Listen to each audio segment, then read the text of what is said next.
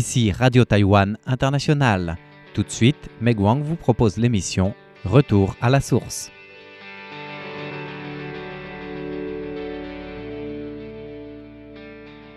Bonjour à tous, notre émission d'aujourd'hui s'intéresse au village Yong'an, aussi connu sous le nom du village perdu, une zone qui a une histoire peu connue des Taïwanais.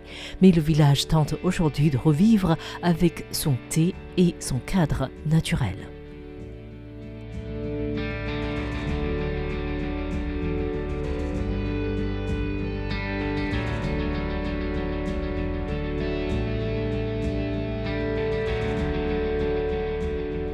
La zone Yong'an qui nous intéresse aujourd'hui se situe à environ 45 minutes en voiture de la ville de Taipei. Elle est dans le sud-est de la capitale taïwanaise et se trouve dans l'arrondissement Shiding dans le Nouveau-Taipei, entre la célèbre zone des lanternes célestes de Pingxi et celle de la culture aborigène de Wulai. Administrativement parlant, Yong'an est un li qui est la division administrative la plus petite de Taïwan. Mais pour que ce soit plus facile à écouter, nous allons employer le terme de village dans cette émission.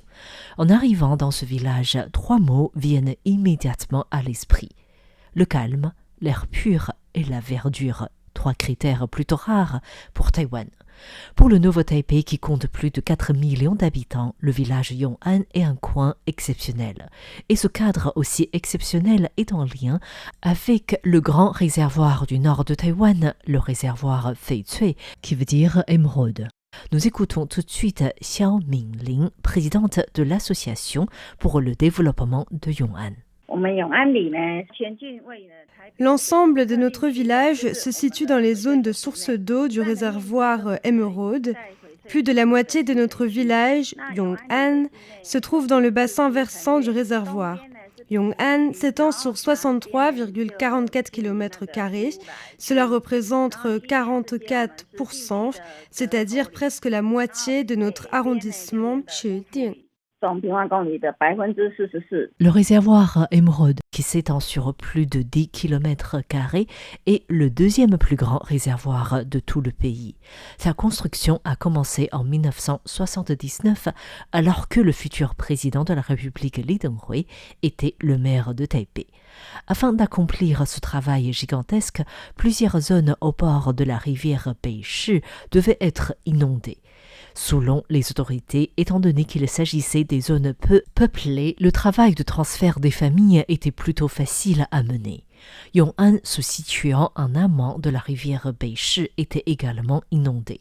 Environ 25 familles avaient dû abandonner leur habitation. Et c'est la décision gouvernementale qui permet aux millions d'habitants du Taipei et du Nouveau-Taipei avoir de l'eau à changer à jamais l'histoire de Yong'an.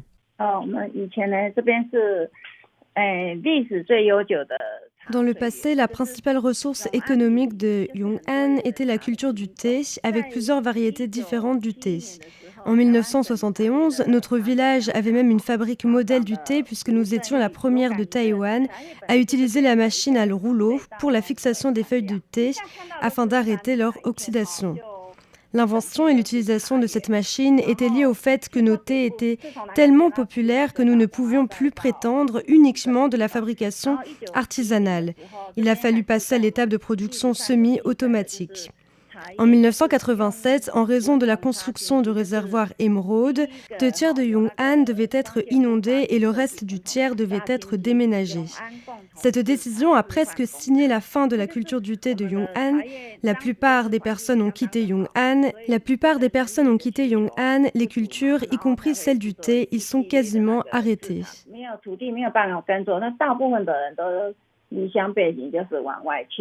Selon Lin Mulien, un ancien directeur du centre de recherche sur le thé dépendant du gouvernement, dans les années 70, la fabrique modèle du thé permettait aux producteurs de Yong'an à produire du thé oolong et du thé baozhong. Cette première fabrique modèle, qui était la première de Taïwan, a largement facilité le travail des producteurs, ce qui permettait d'augmenter le revenu des producteurs et également celui de l'exportation du thé.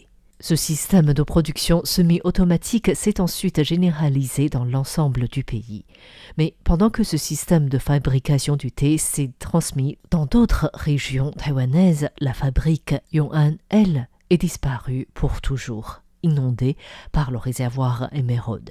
La construction du réservoir Feicui a fait perdre à Yong'an sa principale ressource économique et ses habitants. Après tout, en raison de l'existence du réservoir, il est très difficile de mener tout type de travaux dans la zone.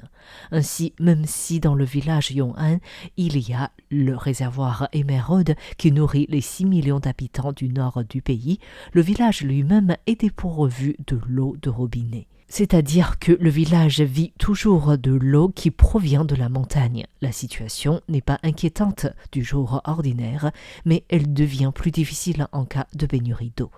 Les restrictions du développement, la perte de ressources économiques principales, les inconvénients de la vie quotidienne ont poussé les jeunes à quitter Yong'an.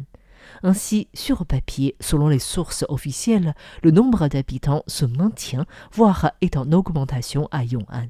Cela est lié au fait que les résidents de cette zone de protection peuvent bénéficier d'une certaine subvention, mais dans la réalité, environ 3/4 de résidents ne vivent à Yong'an que sur papier. Xiao Mingling est présidente de l'Association pour le développement de Yong'an et elle est également la chef du village Yong'an. Elle a une 50 d'années, ce qui est plutôt jeune pour cette région. Elle agit depuis plusieurs années pour faire vivre Yong'an. Depuis 3 ans environ, j'ai lancé l'agriculture saine dans la région. Aujourd'hui, il y a environ 5 ou 6 familles agricoles qui ont rejoint notre rang. Pour pouvoir s'orienter vers l'agriculture saine, nous avons suivi de nombreux cours. Et nous avons introduit également l'intelligence artificielle qui nous aide à surveiller la situation du thé, la qualité du sol, la direction du vent, le taux d'humidité, la conductivité des sols à travers notre téléphone portable. Cela attire plus facilement les jeunes à se lancer dans l'agriculture saine. Grâce à l'intelligence artificielle, les données collectées à tout moment nous aident également à prévenir contre les catastrophes naturelles, surtout pour nos zones montagneuses.